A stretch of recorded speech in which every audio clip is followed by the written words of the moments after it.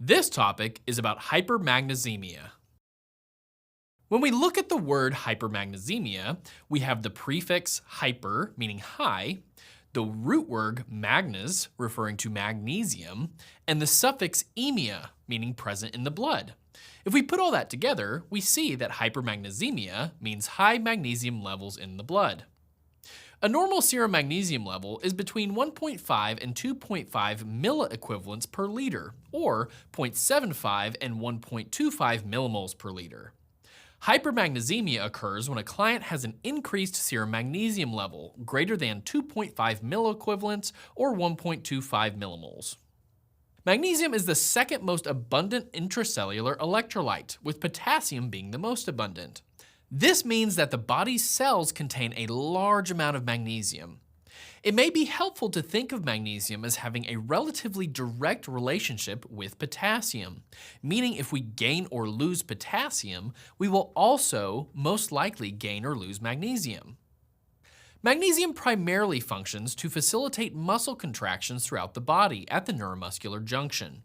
Think about this when we discuss the clinical effects of too much magnesium, and they will make more sense and be easier to remember.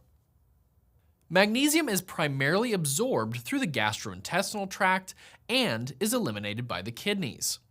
Hypermagnesemia can result from excessive intake. This can occur when a client ingests large amounts of magnesium-containing antacids or laxatives, or from intravenous or IV administration of magnesium sulfate, a medication commonly used to treat preeclampsia. Impaired magnesium excretion can result in an accumulation of magnesium in the blood. Renal insufficiency in the form of acute or chronic kidney disease can lead to the development of hypermagnesemia, and all electrolytes and serum creatinine levels should be closely monitored to detect renal impairment early. Magnesium works as a smooth muscle relaxer within the body by affecting the overall amount of calcium that is brought into the muscles. Increased magnesium levels leads to an increased effect of calcium on the muscle cells, ultimately resulting in decreased neuromuscular activity throughout the body. With mild hypermagnesemia, the client may experience nausea and vomiting, flushing, headache, and a slowing of neuromuscular activity with diminished deep tendon reflexes.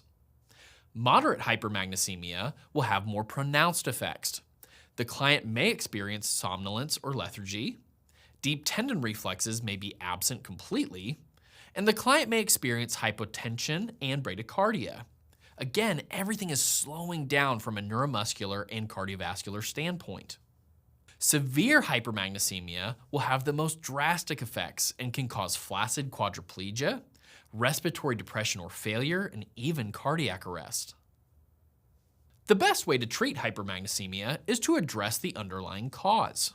First, we should discontinue any oral or IV medications that contain magnesium.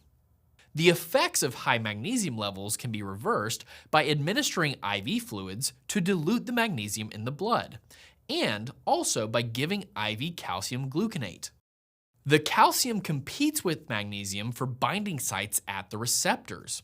When calcium is administered, there is an excess of calcium which outcompetes the magnesium, so the effects of increased magnesium are essentially reversed.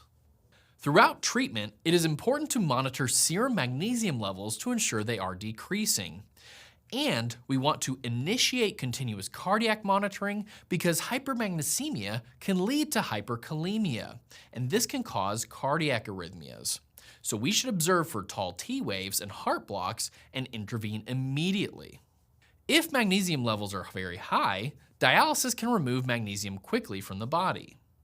It is also important to instruct the client to avoid any more magnesium intake, such as eating magnesium-rich foods, which include spinach, broccoli, avocados, potatoes, and whole grains.